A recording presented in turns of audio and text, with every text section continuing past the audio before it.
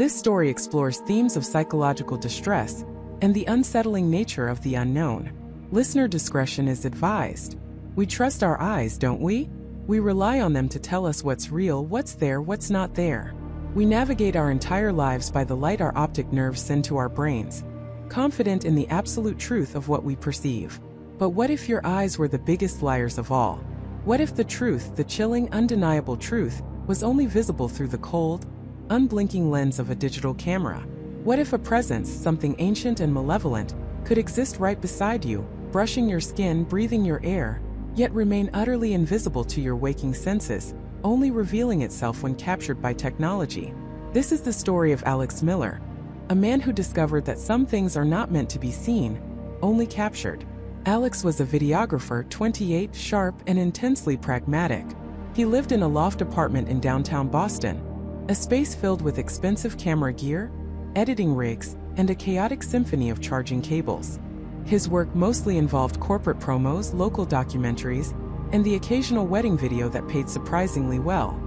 He prided himself on his technical precision, his eye for detail, and his unwavering skepticism. Ghosts, spirits, the supernatural, those were for late-night cable shows and grainy internet videos, not for someone who understood how light, shadow, and compression artifacts truly worked.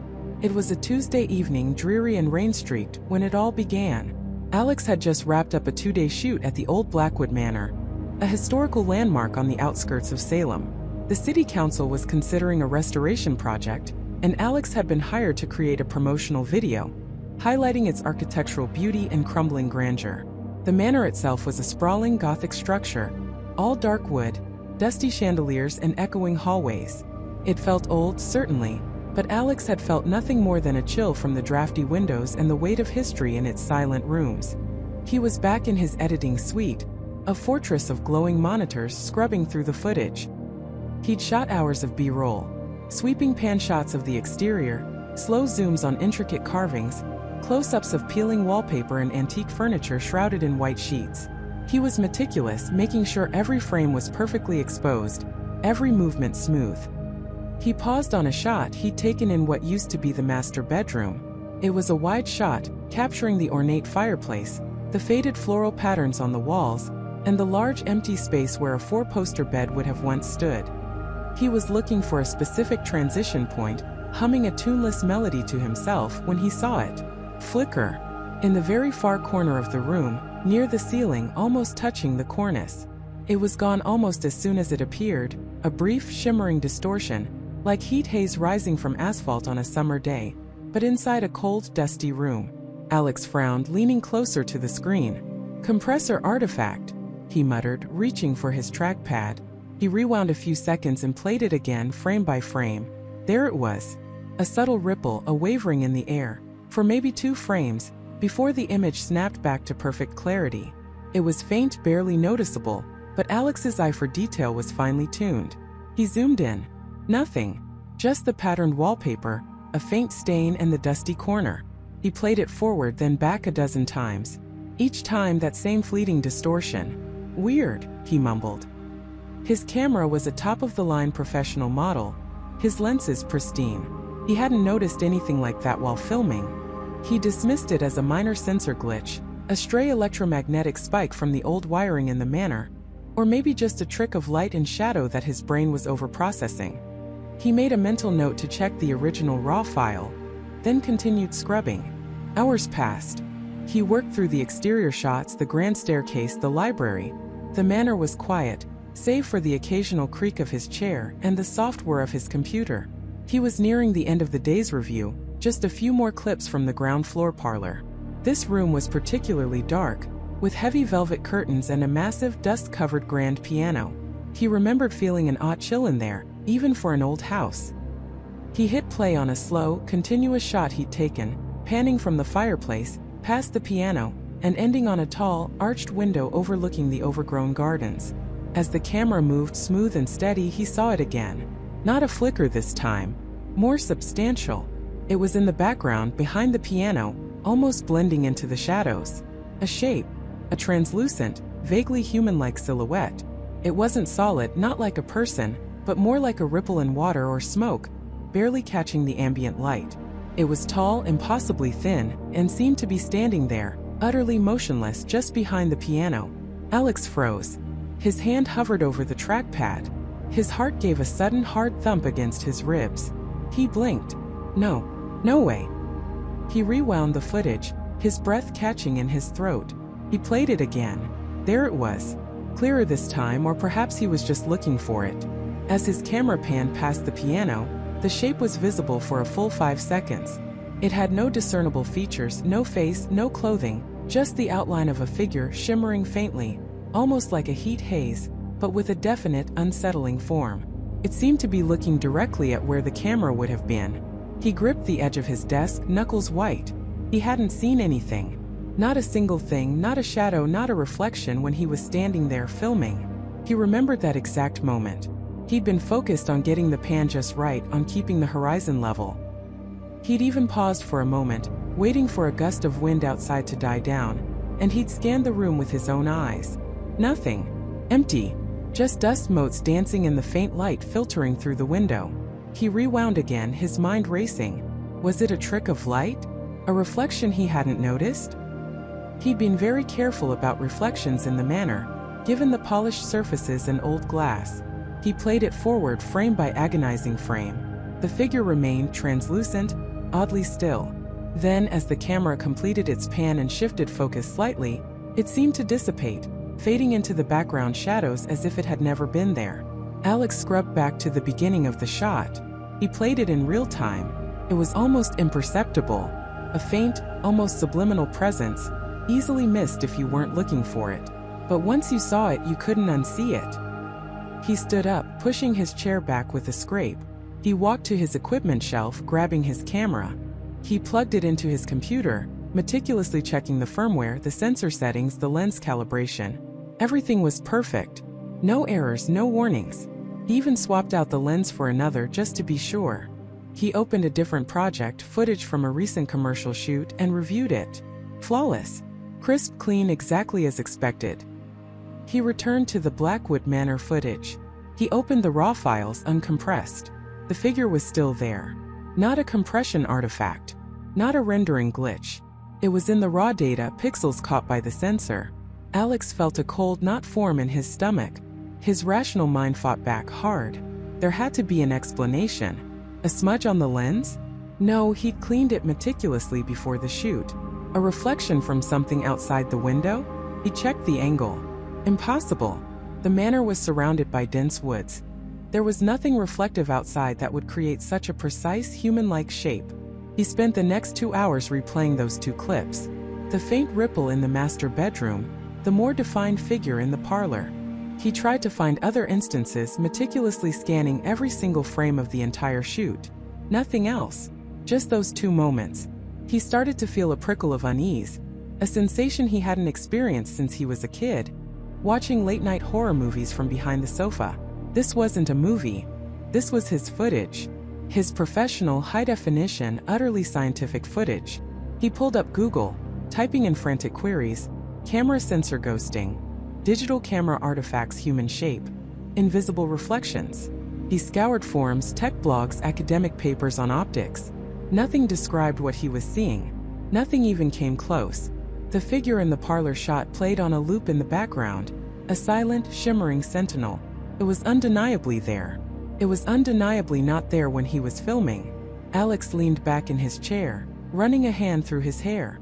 His skepticism was battling a growing, undeniable sense of dread.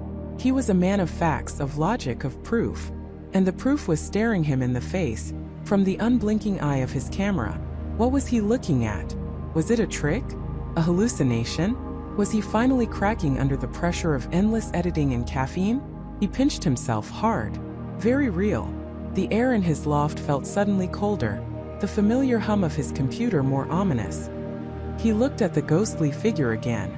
It was still there, unwavering in its subtle presence.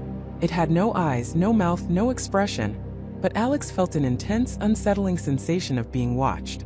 Not by the figure itself, but through it, as if the camera had captured a window into something unseen, something that had been standing just inches from him, completely invisible, utterly silent, and now finally revealed. This wasn't a glitch. This wasn't a reflection. This was something else. Something impossible. And Alex Miller, the rational, pragmatic videographer, felt a chill that had nothing to do with the drafty windows of Blackwood Manor, and everything to do with the undeniable truth captured in pixels. Alex Miller stared at the screen, his breath catching in his throat. He rewound the footage, his fingers trembling slightly on the controls. The rational part of his brain screamed glitch, lens flare, dust on the sensor. He was a professional, meticulously careful with his equipment. He knew every flicker, every artifact his camera could produce. This was none of those. He played it again.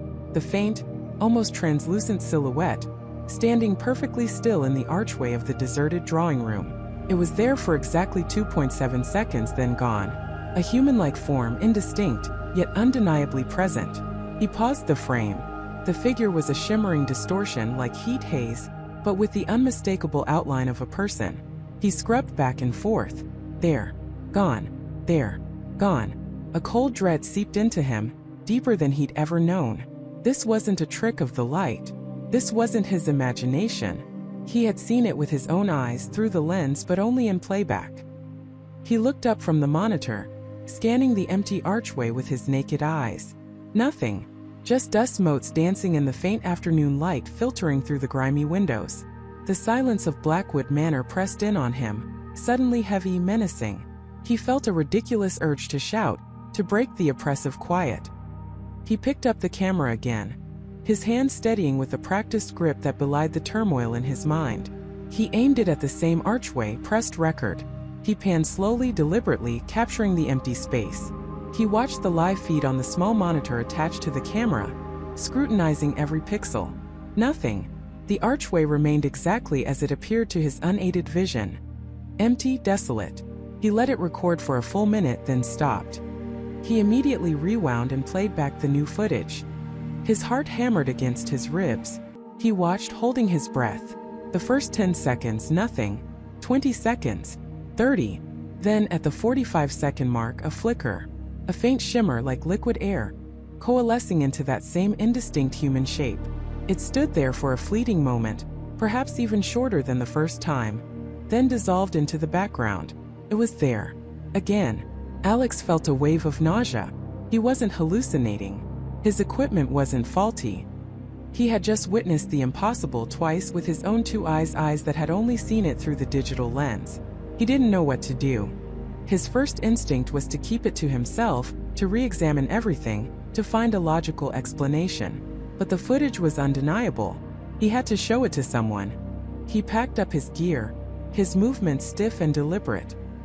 He found Sarah Jenkins in what used to be the Manor's Grand Library, now a makeshift production office. Sarah, the director and producer of their documentary series, was hunched over her laptop, reviewing shot lists, her brown hair pulled back in a practical ponytail. She was sharp, pragmatic, and possessed a healthy skepticism that had served them well in separating genuine historical intrigue from mere folklore.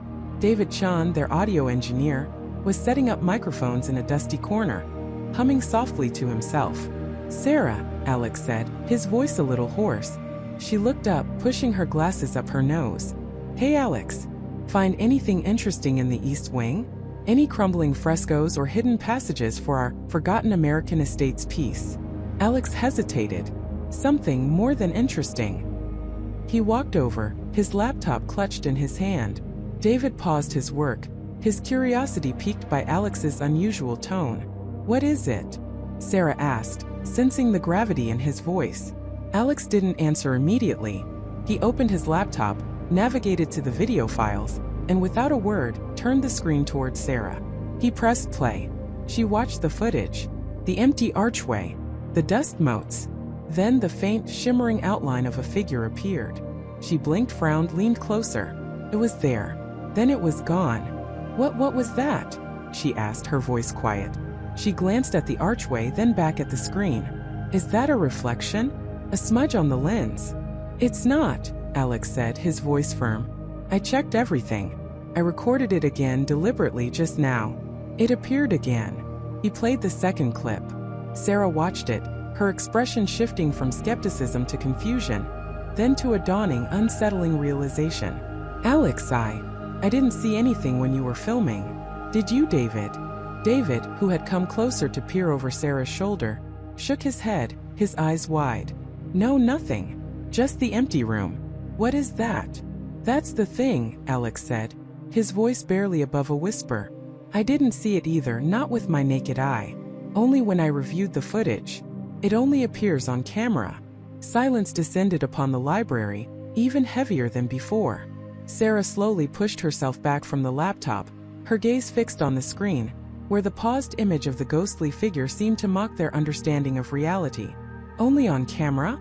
Sarah finally repeated, her voice laced with disbelief. That's impossible. How could that even work? I don't know, Alex admitted, rubbing the back of his neck. But look, I used the professional rig, the one we've been using all week. No anomalies. Then I switched to the backup, a different model, different sensor. Same result. He had, in his panic, tried an additional test just before coming to them. David, ever the meticulous one, stepped forward. Let me see the raw files, Alex. Are you sure there's no corruption? No weird codec issues? Could be some kind of digital artifact from the compression, or a rendering error. Alex handed him the laptop. David opened the files in a different player, then imported them into an editing suite, zooming in, scrubbing frame by frame. He checked the metadata, the timestamps, everything. His brow furrowed deeper with each passing minute. It's clean, David said, his voice tinged with awe and fear. No corruption. The data is perfectly normal. It's just there. And then it's not. It's integrated into the video stream as if it was always part of the scene, captured by the lens. Sarah stood up, pacing slowly. Okay, let's think this through. If it's only on camera, how do we even begin to investigate it? We can't see it with our eyes. We can't interact with it directly. We can film it, Alex offered, the obvious solution sounding almost absurd. We can set up multiple cameras, different angles, different types of sensors. We can try to understand its patterns if it has any. The idea was audacious, terrifying, and utterly compelling. Their documentary was supposed to be about the fading grandeur of Blackwood Manor. A place steeped in local legends, yes, but nothing ever proven. Now they had proof. Undeniable digital proof of something unheard of. This changes everything, Sarah murmured, her eyes distant, already seeing the possibilities, the implications. A ghost that only exists in the digital realm. It defies physics, it defies technology. It defies everything we think we know. What if it's not a ghost? David ventured, his voice a little shaky. What if it's some kind of digital echo? A residual imprint of something that happened here, somehow manifesting through electromagnetic waves that our cameras pick up, but our eyes don't. Or what if it's interacting with the technology itself? Alex countered, a new theory forming in his mind. What if it's drawn to the cameras, to the act of being recorded? They spent the rest of the afternoon huddled in the library, replaying the footage countless times, dissecting every frame. They noticed subtle details. The figure seemed to stand in the same spot, near the archway leading to the grand staircase, but its orientation shifted slightly. Sometimes it faced them, sometimes it seemed to gaze into the deeper shadows of the manor. It was always fleeting, never lasting more than a few seconds. The initial shock began to morph into a strange mix of fear and fervent scientific curiosity. They were no longer just a documentary crew. They were accidental pioneers, standing on the precipice of a discovery that could redefine reality. We need to set up a controlled environment, Sarah finally declared, her usual directorial resolve returning, albeit tinged with an unprecedented urgency. We need to saturate that archway with cameras. Every type we have. Thermal, night vision, full spectrum, even just phone cameras. We need to record constantly. David nodded, already pulling out schematics for their camera setups. We can try different light sources too. UV, infrared. See if anything changes its appearance or frequency. Alex felt a surge of adrenaline, pushing past the lingering dread. This was bigger than any story they had ever chased. This was unprecedented. But as he looked at the screens, at the ghostly shimmer captured in pixels, a new chilling question formed in his mind. It appeared only on camera. But why? Was it simply a passive phenomenon, a digital footprint of the past? Or was it something more? Something that wanted to be seen but only on its own terms? The thought sent another shiver down his spine, far colder than the drafty air of Blackwood Manor. The thought sent another shiver down his spine, far colder than the drafty air of Blackwood Manor. Michael stood frozen, the camera still clutched in his trembling hand. The screen now dark, a mirror reflecting his own wide, disbelieving eyes. He wanted to dismiss it, to rationalize it away as a trick of light, a digital artifact, a hallucination brought on by exhaustion and the oppressive silence of the old house. But the image, burned into his memory, was too clear, too distinct. The subtle movement, the way it seemed to look at the lens, the undeniable human-like form. He forced himself to move, retreating from the desolate ballroom, his footsteps echoing ominously on the bare wooden floor. He didn't run, but his pace was urgent, a primal need to put distance between himself and the unseen entity he now believed resided within these walls. Back in the relative safety of his car, parked a good 50 yards from the manor's imposing facade, Michael fumbled with the ignition, the engine sputtering to life with a welcome roar. He didn't drive away immediately. Instead, he sat there, engine idling, the warmth of the heater doing little to thaw the icy grip of fear that still held him. His phone buzzed, a text from his friend David. "Hey man, everything good? You went dark after your last update about the creepy vibes."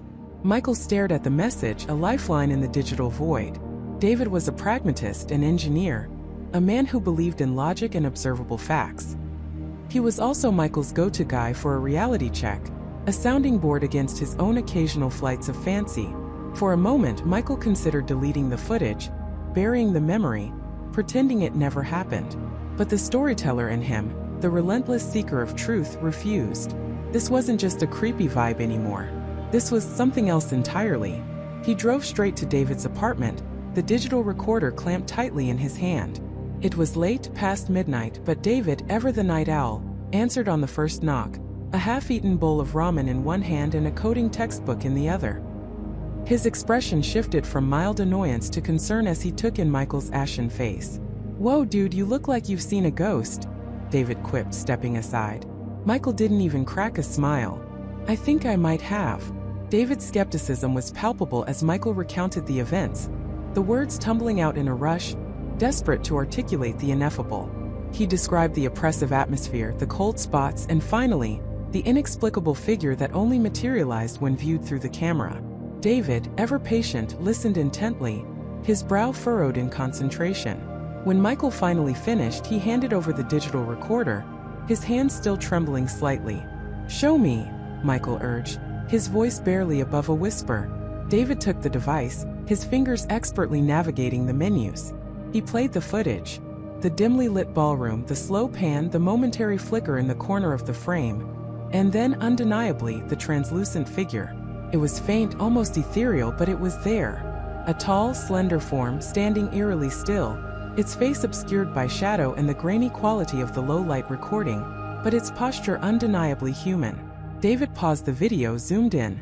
He spent a full 10 minutes analyzing it frame by frame. He checked for lens flares, for reflections, for dust motes dancing in the light. He even tried to find evidence of digital manipulation, a trick of the camera sensor, a glitch in the compression. Michael watched, a knot of anxiety tightening in his stomach, half hoping David would find a logical explanation, half dreading the confirmation of the impossible. "Okay," David finally said, leaning back, his expression a mixture of confusion and grudging awe. "That's not easily explainable. The consistency of the form, the way it seems to interact with the environment, or rather, not interact physically but just be there. It's not a common artifact. No obvious reflection, no lens flare. And it doesn't appear in the ambient light, only when the sensor captures it. So what is it?" Michael pressed, his voice strained. David ran a hand through his hair. "I don't know, Michael. I've never seen anything like it. It's almost as if it exists on a different frequency, one that our eyes can't perceive directly, but cameras can." He paused. Then his eyes lit up with a familiar spark of scientific curiosity. "This is fascinating. We need to go back. We need to test this. Different cameras, different light conditions. What kind of camera did you use?" Michael explained it was his standard professional-grade mirrorless camera, known for its low-light capabilities. "Okay," David said, already pulling out his laptop. "We'll take mine too. A different sensor, different processing, and maybe an old camcorder just for kicks. If this thing truly only appears on camera, we need to understand the parameters." The next day, Armed with a veritable arsenal of recording equipment, Michael and David returned to Blackwood Manor. The sun was high, casting long shadows across the overgrown grounds, but the oppressive atmosphere inside the house remained. This time, Michael felt less fear and more a potent mix of apprehension and scientific zeal, fueled by David's analytical approach. Their initial attempts to replicate the phenomenon were frustrating. They set up cameras in the ballroom, in the library, in the grand foyer, leaving them recording for hours. They walked through the rooms, reviewing the footage on the spot, but the figure refused to appear. It was as if their active seeking drove it away. "It's almost like it knows," Michael mused, watching David meticulously review a blank recording, "like it only appears when it's not being specifically hunted." "Or," David countered, ever the pragmatist, "the conditions we're trying to create aren't the right ones. Maybe it's not just any camera. Maybe it's specific light, specific energy fluctuations, or even a specific emotional resonance." He looked around the dusty, silent ballroom. This place practically drips with history. If there's something here, it's tied to this house. That's when they shifted their focus. The ghost was elusive, but the house was a tangible historical artifact. They spent the rest of the day in the local historical society, then poring over digitized newspaper archives and old property records. Blackwood Manor, they learned, had been built in the late 1800s by industrialist Elias Blackwood, a titan of the textile industry. He and his wife Clara had 3 children, 2 sons who died young and a daughter, Eleanor. Eleanor Blackwood. The name resonated with a melancholic beauty. She was described in old society pages as a spirited, intelligent young woman, an avid amateur photographer. This detail sent a jolt through Michael. Photography, the very medium through which the entity chose to manifest. The articles documented Eleanor's life until her sudden and mysterious disappearance in the summer of 1927. She had simply vanished from the manor one evening, leaving behind no note, no trace, just an open window in her bedroom and a half-developed roll of film in her darkroom. The police investigation had been extensive but fruitless. Rumors had swirled: elopement, abduction, even suicide, but nothing was ever proven. Elias Blackwood, devastated by the loss of his last child, had gradually withdrawn from public life, and the manor, once a vibrant hub of society, slowly descended into a mournful silence. He died a few years later, followed by Clara, and the house had stood empty ever since, changing hands only through distant relatives who never lived in it, eventually falling into disrepair. "A half-developed roll of film," Michael murmured, pointing to an old newspaper clipping on David's laptop. "In her darkroom. She was passionate about photography, just like you said." David nodded, his eyes scanning the text. "And she disappeared from this house. The timing, the location, her hobby. It's too much of a coincidence." "So what if," Michael began, a chilling theory forming in his mind. "What if Eleanor didn't just disappear? What if she's still here? And what if her enduring passion, her very essence, is tied to the medium she loved so much? A ghost that only appears on camera," David finished, a thoughtful, almost solemn look on his face. "A spectral imprint, not just of a person, but of a particular moment in time, a particular desire to capture and be captured." They returned to the manor that evening, the moon casting an eerie glow through the skeletal trees. This time their approach was different. They weren't just looking for a ghost, they were looking for Eleanor. They searched for any remnants of her life, any clue that might explain her disappearance or her unique spectral manifestation. They found a dusty, forgotten room on the 2nd floor, tucked away behind a servant's staircase. It was smaller than the other bedrooms, but it held a distinct, almost chemical smell, faint but unmistakable. "A dark room," Michael whispered, his flashlight beam illuminating a long, narrow table covered in ancient, rust-eaten developing trays and a stack of yellowed, brittle photographic paper. On a small desk in the corner, amidst a scattering of dried ink bottles and rusty pens, lay a leather-bound journal. It was old, its cover cracked, its pages warped by time and dampness. Michael carefully picked it up, the leather crumbling slightly under his touch. He opened it to a random page, his eyes scanning the elegant, looping script. It was Eleanor's diary, and as he read the first few lines, a cold dread, far deeper than any fear he'd felt before, settled over him. It spoke not of a young woman's dreams, but of a growing obsession, a desperate yearning to capture the unseen, to prove the existence of something beyond the veil. And on one particular page, Dated just a few weeks before her disappearance, there was an entry that made Michael's blood run cold. "The air grows thin," Eleanor had written, her hand steady despite the unsettling words. "And the veil thins with it. I feel it, a presence just beyond my sight. I have tried to capture it with my lenses, with every trick of light and shadow, but it eludes me. Yet I feel its gaze. It watches me from the periphery, waiting. I believe it wants to be seen. And I believe," the words seemed to sharpen, to gain an almost manic intensity, "I believe it wants me to be the one to finally capture it, to give it form, even if the cost is everything." Michael looked up from the journal, his eyes meeting David's in the dim light. The implications of Eleanor's words were horrifying. Had she been trying to capture the ghost? Or had the ghost, whatever it was, been trying to capture her? And if so, what exactly had it captured? Her image, her soul, her very existence, trapping her in a spectral form that could only be seen through the very medium she so adored?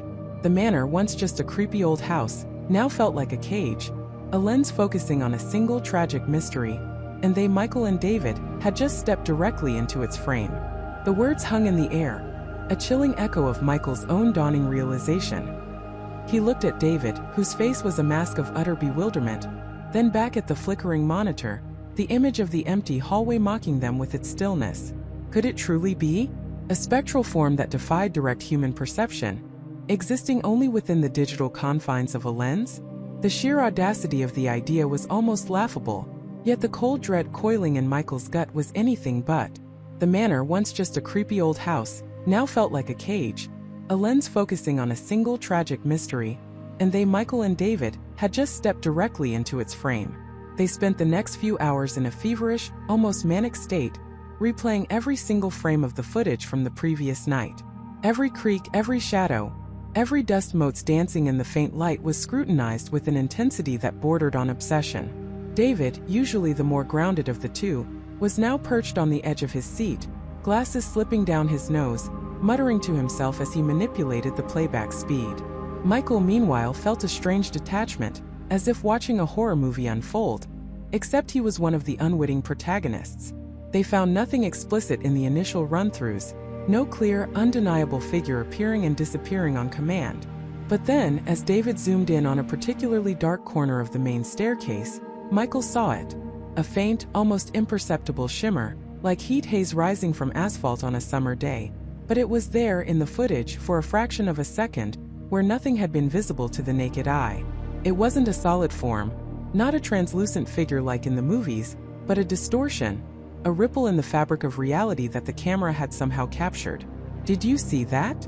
Michael whispered, his voice hoarse. David rewound, played it again in slow motion. "The light. It's not reflecting right. It's almost bending around something that isn't there." He paused, his finger hovering over the mouse. "Look at the dust motes. They suddenly change direction like a faint breeze, but there's no open window, no vent." They continued this painstaking process, finding similar anomalies in other parts of the house. A fleeting shadow that was too deep, too defined for the ambient light, yet invisible when they'd been standing there. A slight shift in the texture of a wall, a momentary blurring that resolved itself a frame later. Each instance was subtle, easily dismissed as a glitch or a trick of the light, but taken together, they painted a disturbing picture. These weren't random occurrences. They seemed to happen in patterns in specific areas of the house, always just outside their direct line of sight, always just out of reach of their natural vision. "It's like she's playing hide and seek," David finally said, leaning back, running a hand through his already disheveled hair. "Or she's just there, and we can't see her unless we're looking through a lens." The implications were staggering.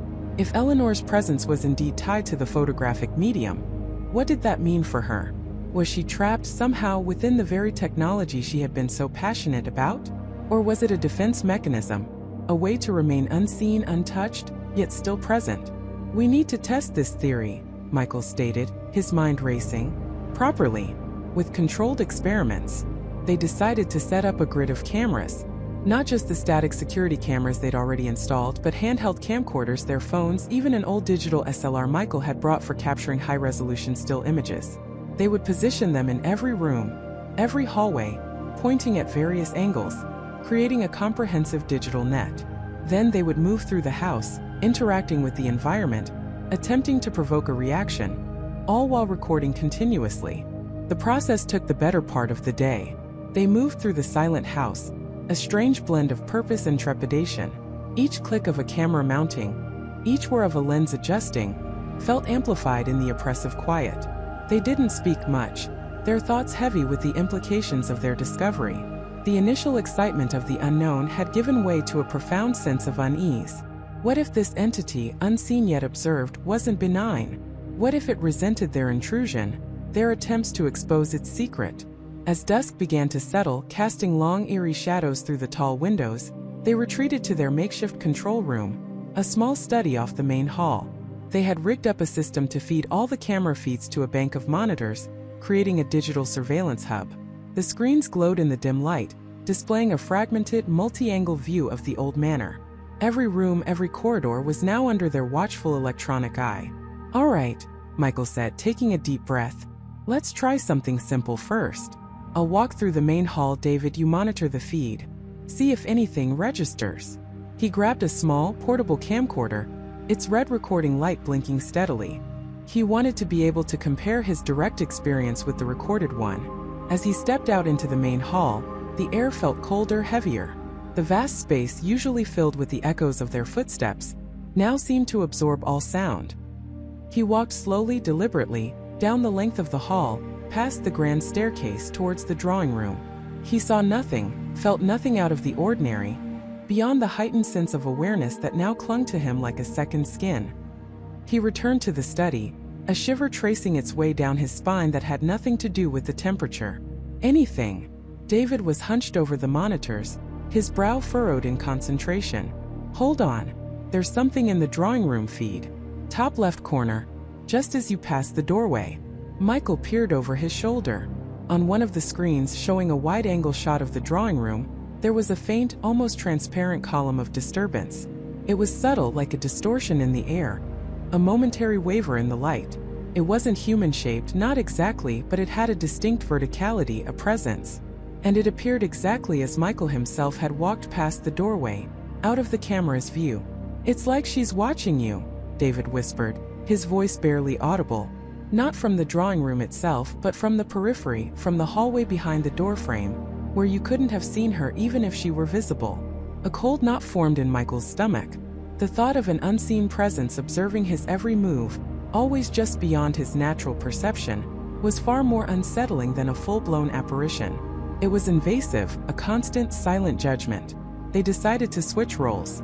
David took the handheld camera and walked through the dining room, past the kitchen, and into the conservatory. Michael watched the monitors, his heart pounding a slow, heavy rhythm against his ribs. This time, the anomaly was clearer, more pronounced.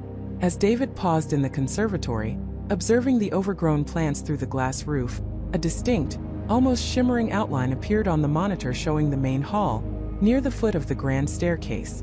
It was still faint, still distorting the light rather than reflecting it, but it held a more defined form. It was taller now, slender, almost like a person standing there, watching. "David, look at the main hall feed," Michael exclaimed, pointing at the screen. David, still in the conservatory, looked at his handheld camera, then back at the main hall through the monitor. He saw it too. The shimmering outline, undeniably there, undeniably something.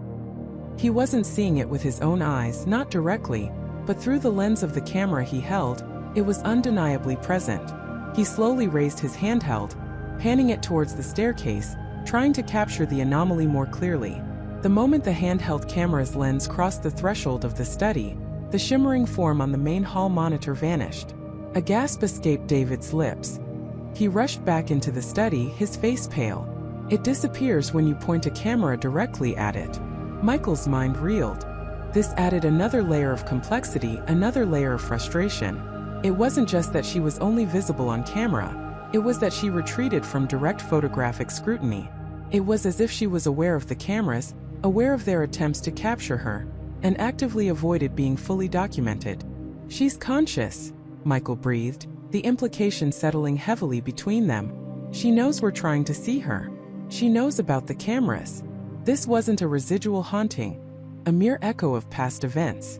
This was an intelligent presence, interacting with their attempts to understand it. Eleanor was still here, still in control of her own visibility, still dictating the terms of her presence. They spent the rest of the night in a tense vigil, watching the screens, hoping to catch another glimpse, to understand the rules of this impossible game. The house remained largely still, the digital feed showing empty rooms, silent corridors. But every now and then, a faint shimmer, a subtle distortion would appear on a screen, only to vanish moments later. It was like trying to catch smoke in a net. Michael found himself staring at the oldest camera in their array, an antique box camera they'd found in the attic, a relic from the early 20th century.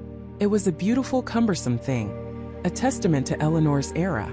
He wondered if she had ever used it, if her last living moments had been spent behind a lens, capturing the world, only to become a part of the very medium she loved. The moon rose high, casting the manor in an ethereal glow.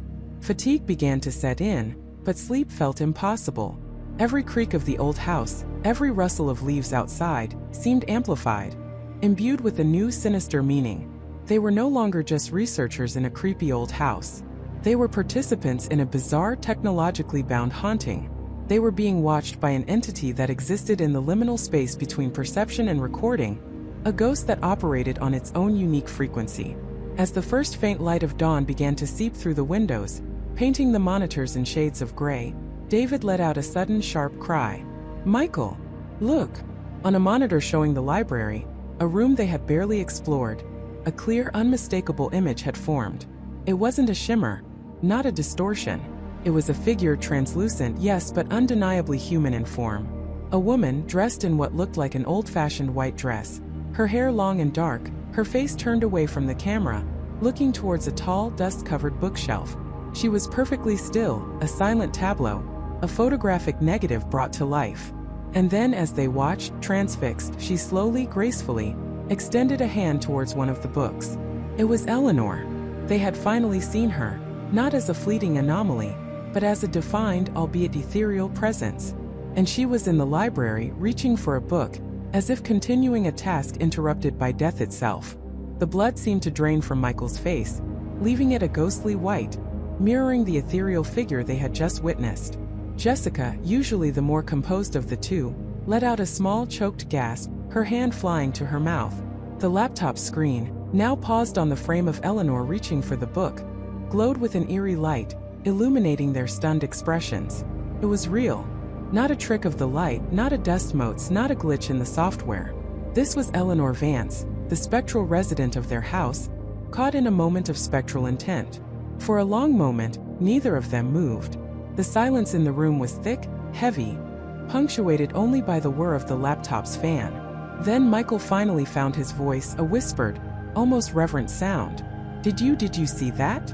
Jessica could only nod, her eyes wide, still fixed on the screen. She was so clear. Like a photograph, but not.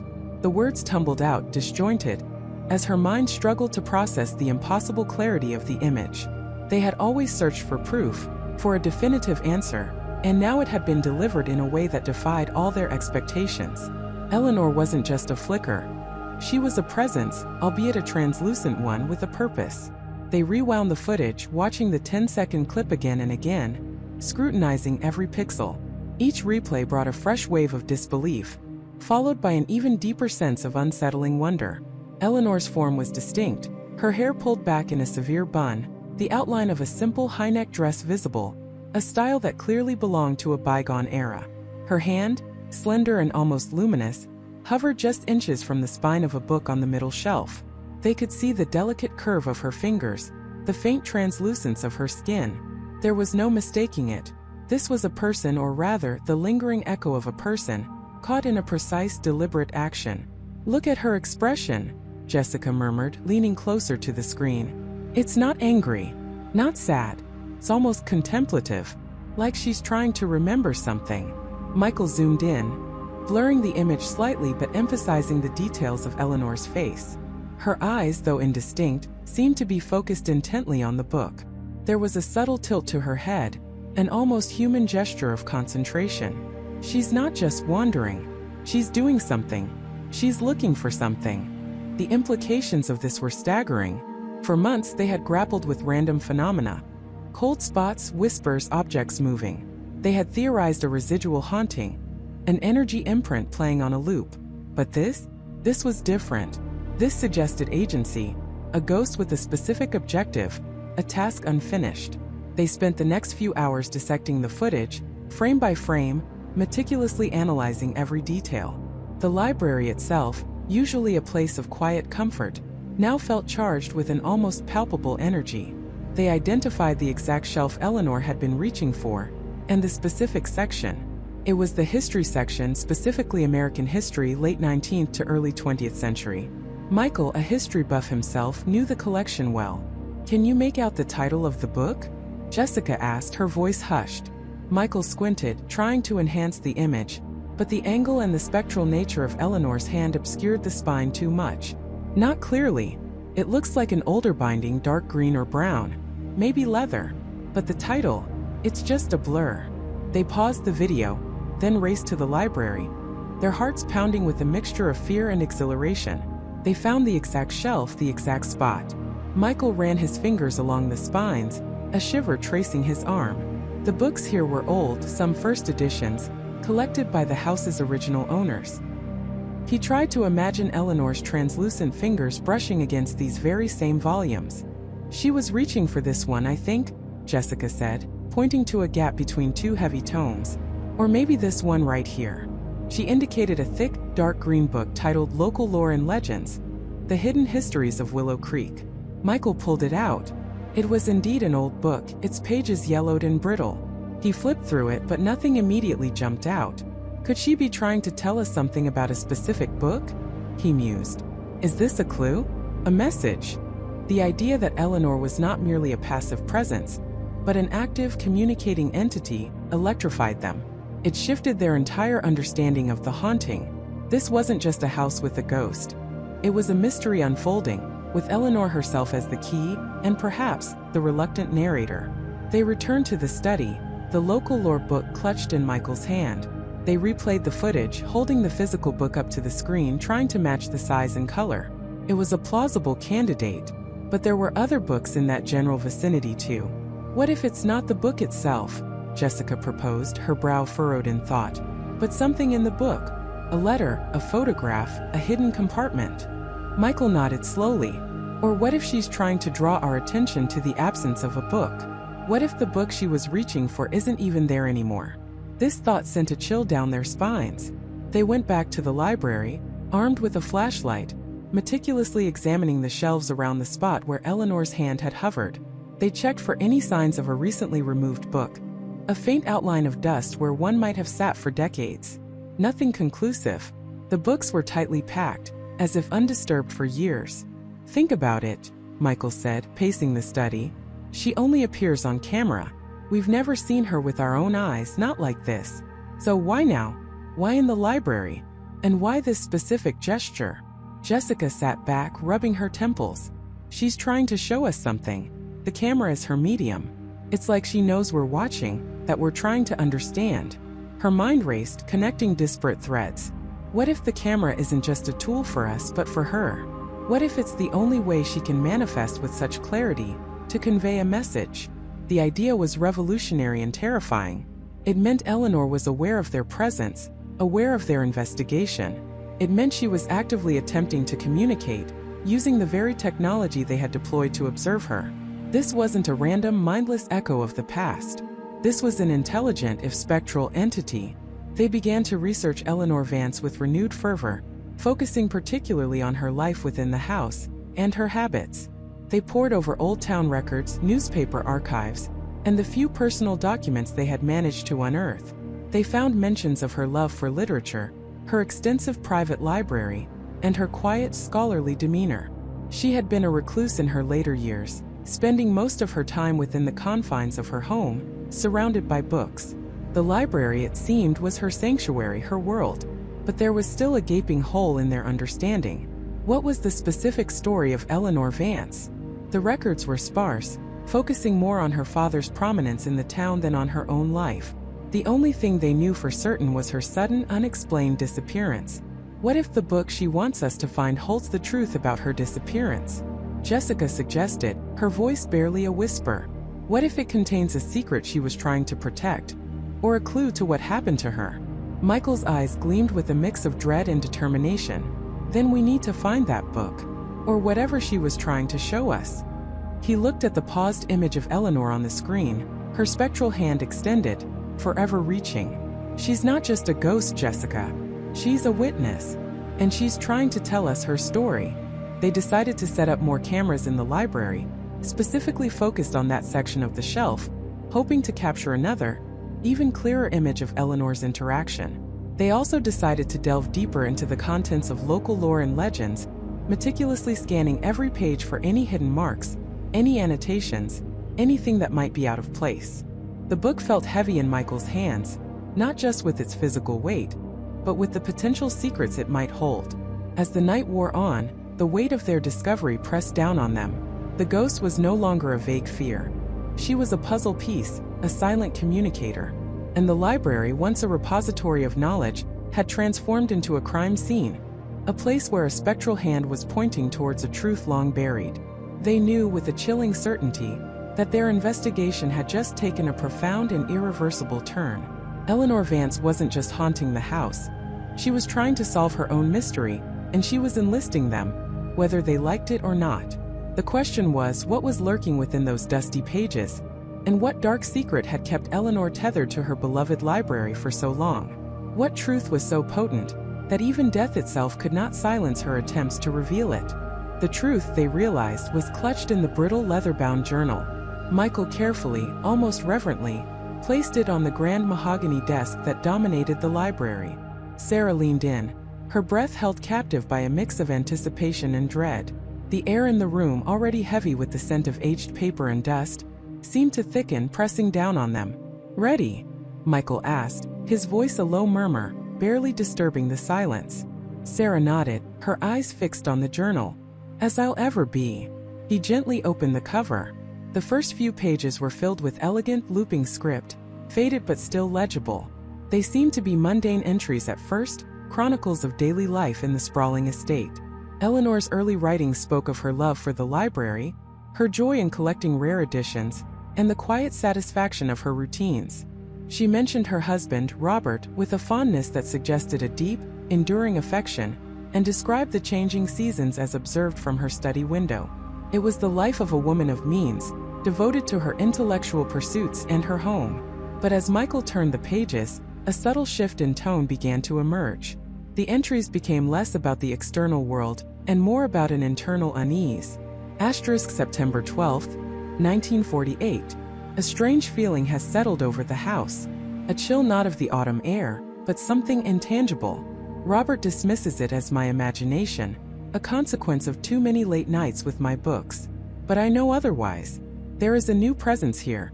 A watchful eye that makes the hairs on my neck stand on end.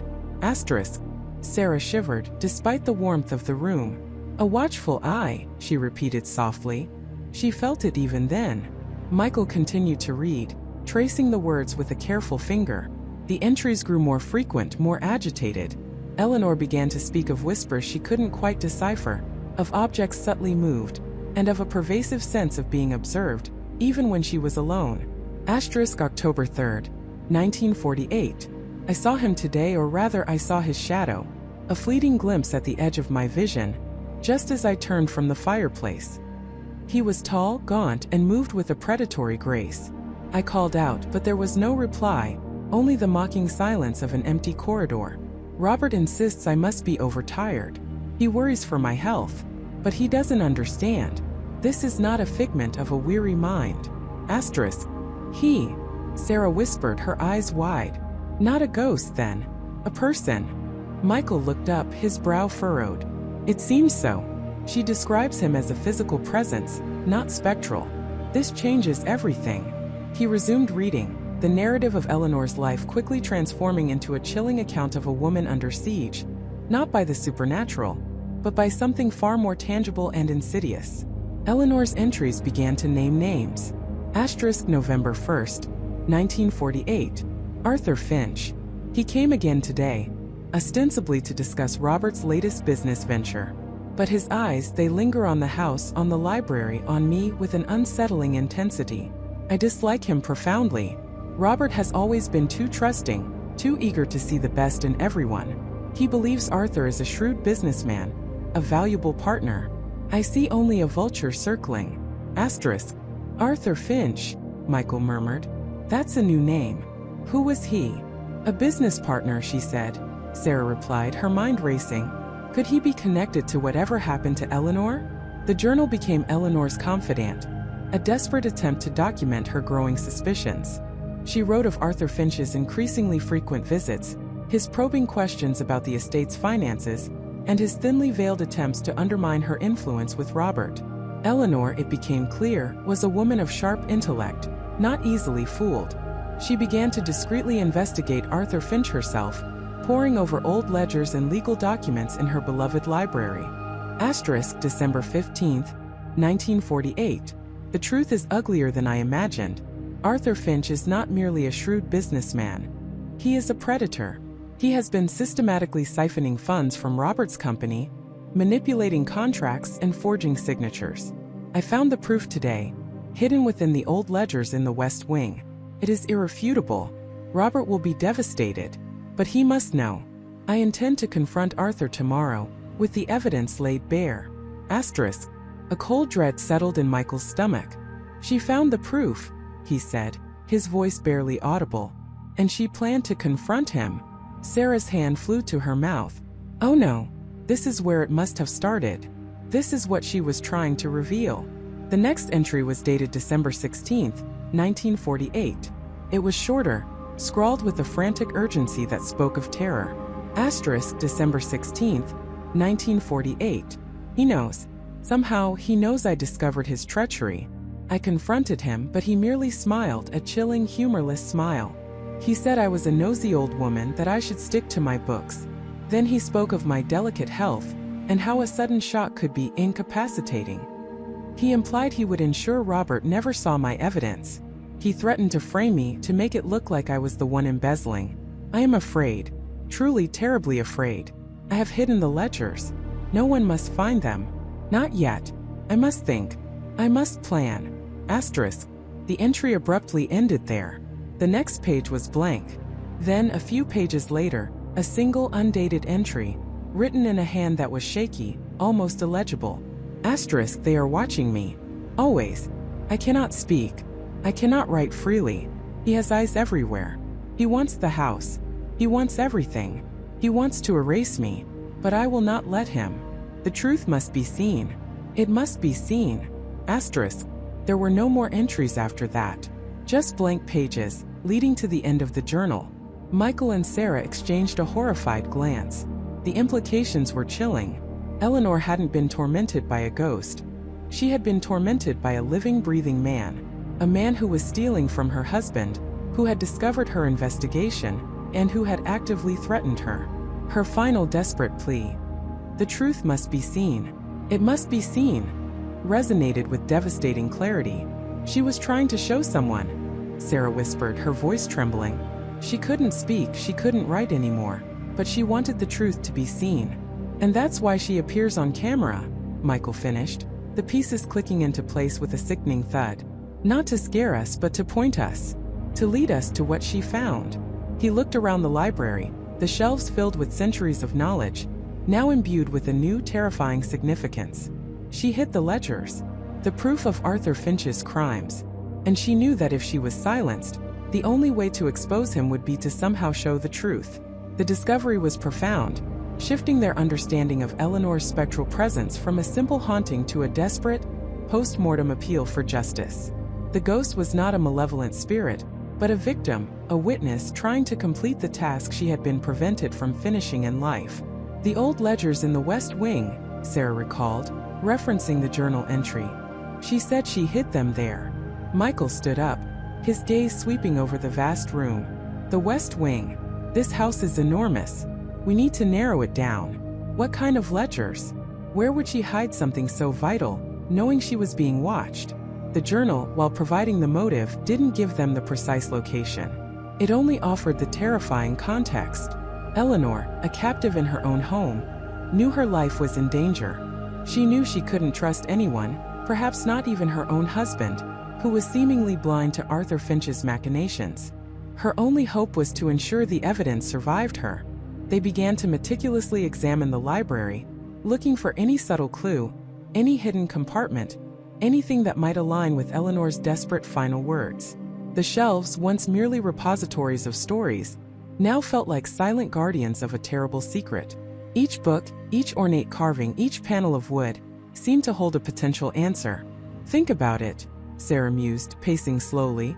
If she was being watched, she couldn't make a grand show of hiding something. It would have to be subtle, inconspicuous, something that blended into her daily life, her habits. Michael's eyes fell upon a section of shelves filled with antique accounting books, thick, leather-bound volumes that looked almost identical to the journal itself. They were tucked away in a dimly lit corner, near a large, imposing fireplace. She spent her life among books, he said, a new idea sparking. She knew this library better than anyone. Where would she hide something in plain sight? He moved towards the accounting section, his fingers running over the spines of the old books. They were dusty, undisturbed, clearly not touched in decades. But one of them, nestled between a volume on antiquated tax codes and another on colonial trade routes, felt subtly different. It was a little thicker, a little heavier, and its spine, though similar in design, seemed to have been reinforced. He pulled it out. It was indeed an old ledger, but unlike the others, it had a small, almost imperceptible latch on its side. With a click, the front cover swung open, not to blank pages, but to reveal a shallow, hidden compartment. Inside lay a bundle of faded, yellowed papers, tied with a thin, brittle ribbon. Michael carefully extracted them. They were old financial documents, meticulously detailed, outlining transactions, dates, and names. And among them, a series of damning entries, clearly forged, showing large sums of money diverted from Robert's company accounts. The name Arthur Finch appeared repeatedly, alongside suspicious withdrawals and fictitious expenditures. This was it, the proof. Eleanor's painstaking investigation, preserved across decades, waiting for someone to finally see it. The ghost, the camera, the flickering image. It had all been a desperate, brilliant plan to lead them directly to this moment. But as they held the evidence in their hands, a new chilling thought emerged. If Arthur Finch was indeed a murderer, and if he had gone to such lengths to silence Eleanor and hide his crimes, what would happen if he discovered that, after all these years, his secret was finally unearthed? And what would it mean for them? The silence in Michael's apartment was thick, heavy, suffocating. The implications of what they had just uncovered hung like a shroud, chilling them to the bone. This wasn't just a spectral anomaly. It was the chilling echo of a life violently taken, a secret buried under decades of carefully cultivated respectability. Arthur Finch, the pillar of the community, the philanthropic titan, was in all likelihood a murderer. And they, two ordinary people driven by an insatiable curiosity, had stumbled directly into the heart of his dark past. Jessica felt a tremor run through her. He killed her, she whispered, the words barely audible. Her eyes, wide with a mix of horror and a terrible realization, met Michael's. And we know his secret. Michael nodded slowly, his jaw tight. The exhilaration of their discovery had curdled into a cold dread. Which means, he said, his voice a low rumble, if he ever found out we knew, there's no telling what he'd do. The thought immediately conjured images of Arthur Finch's cold, unyielding gaze from the old photographs, a man whose ambition and ruthlessness were now cast in a terrifying new light. He had silenced Eleanor once. Logic dictated he would not hesitate to silence anyone else who threatened his carefully constructed world. They spent the rest of the night in a state of agitated vigilance, the casual comfort of Michael's apartment feeling suddenly fragile, exposed. Every creak of the floorboards, every distant siren, every rustle of leaves outside the window sent a jolt of adrenaline through them. Sleep was impossible. They were no longer just chasing a ghost. They were now being hunted by a very real, very dangerous man. We can't go to the police, Jessica stated, breaking the tense quiet just before dawn. Not yet. We have a ghost on camera, a theory about a murder, and a lot of circumstantial evidence. Arthur Finch is too powerful, too connected. He'd make us look like fools, or worse, like blackmailers trying to extort him with a fabricated story. She's right, Michael agreed, running a hand through his hair. We need more. Something concrete. Something that can't be dismissed as a trick of light or a conspiracy theory. But where to find it? Eleanor had vanished without a trace, her apparent suicide accepted by all. Arthur Finch had meticulously erased her existence, leaving only the faintest digital imprint that only their unique camera could perceive. It seemed an insurmountable task. The next few days were a blur of nervous energy and heightened paranoia. They found themselves constantly looking over their shoulders, scrutinizing every passing car, every unfamiliar face. The world, which had once felt safe and predictable, was now imbued with a sinister edge. Then the first incident occurred. Michael's laptop, which had been securely locked and password protected, suddenly developed a bizarre glitch. Files related to their Eleanor Finch research, specifically the older newspaper clippings and public records they'd painstakingly gathered, were corrupted, inaccessible. It wasn't a total data wipe, but a surgical strike, targeting only the most sensitive information. Jessica's phone, too, began acting strangely, receiving anonymous calls that would immediately disconnect, and her social media accounts, usually private, mysteriously had their security settings altered, making some posts publicly visible. It was subtle, insidious, and deeply unnerving. Someone was watching them. Someone knew. "This isn't a coincidence," Jessica declared, her voice tight with a suppressed panic. He knows. He knows we're digging." Michael felt a surge of cold fury mixed with dread. Arthur Finch wasn't just a ghost of the past. He was an active, present threat. His methods were sophisticated, his reach apparently extensive. "He's testing us," Michael said, his voice barely above a whisper. "He's letting us know he's aware, but he's not making a direct move yet. He wants to see what we'll do." The message was clear: back off or face dire consequences. But turning back now felt impossible. Not only was their lives potentially at stake, but the injustice to Eleanor. The truth buried for so long gnawed at them. They had to continue. "We need to go back to the house," Jessica announced, her resolve hardening. If Eleanor was murdered there, if Arthur silenced her, she must have feared for her life. People who fear for their lives often leave clues, messages, a way to be found if something happens. Arthur might have cleaned up the obvious, but he couldn't have erased everything. It was a desperate long shot, but it was their only lead. Returning to the Finch estate, the very place where their journey into the unknown had begun, now felt less like an exploration and more like a dangerous recon mission. They planned meticulously, waiting for a night when the security patrols around the now vacant property were at their lowest, using the cover of a moonless sky. The old mansion loomed before them, its silhouette against the dark sky more menacing than before. The air was thick with a palpable tension, a blend of their own fear and the lingering sorrow of Eleanor's fate. They bypassed the modern security systems Arthur had installed years ago, knowing his routine, having studied the patrol patterns from their previous visits. This time they weren't looking for a spectral flicker on a screen, they were looking for physical evidence. They moved through the sprawling house like shadows, guided by the faint glow of their flashlights. They avoided the master bedroom, knowing Arthur would have meticulously purged it. Their target was Eleanor's private study, a small, unassuming room at the back of the house that, according to old architectural plans, had once been a sewing room before Eleanor converted it. It was a space that Arthur might have overlooked in his cleanup, deeming it insignificant. The room was still dusty, filled with the ghosts of forgotten hobbies. An antique writing desk stood against one wall, its surface scarred with age.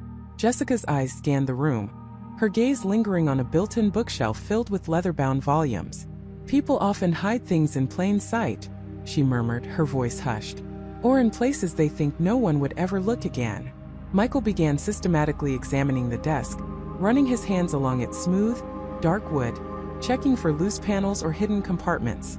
Jessica, meanwhile, meticulously ran her fingers over the spines of the books, then the wooden panels of the bookshelf.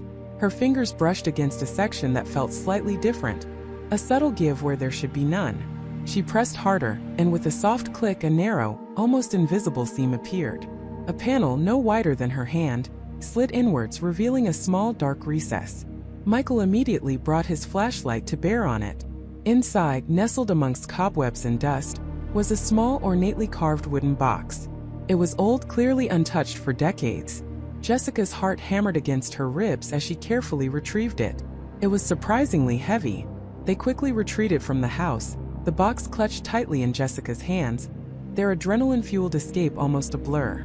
Back in the relative safety of Michael's apartment, they placed the box on the table, its very presence radiating an energy that was both hopeful and terrifying.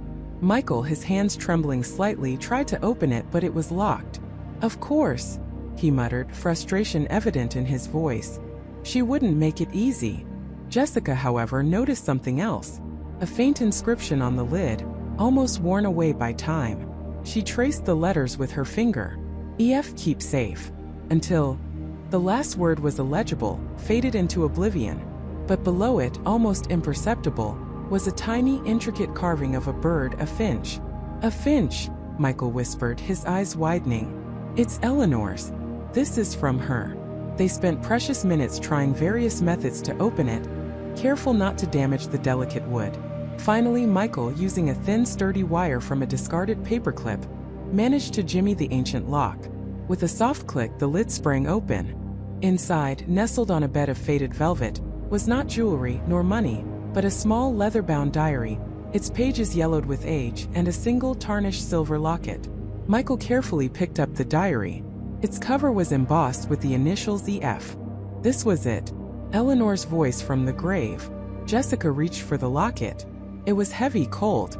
She pressed the release catch and it sprang open. Inside, on one side, was a miniature portrait of a young Eleanor, vibrant, smiling, full of life. On the other side, however, wasn't a picture of Arthur, but a faded, sepia-toned photograph of a different man. He was handsome, with kind eyes and a gentle smile, a stranger they had never seen before. A man Eleanor had clearly cherished, hidden away from her husband. But it was the diary that held the true power. Michael opened it to the first page, the delicate paper crinkling under his touch. Eleanor's elegant handwriting filled the pages, faded ink on aged paper, a direct portal to her thoughts, her fears, her secrets. The first few entries were mundane, chronicling her daily life, her social engagements, the polite, suffocating routine of a wealthy wife. But as they turned the pages, the tone shifted. Her entries began to hint at a growing unease, a creeping dread. She spoke of Arthur's increasing possessiveness, his controlling nature. Then the entries grew more desperate, revealing a darker side to Arthur Finch, a side hidden beneath his public persona.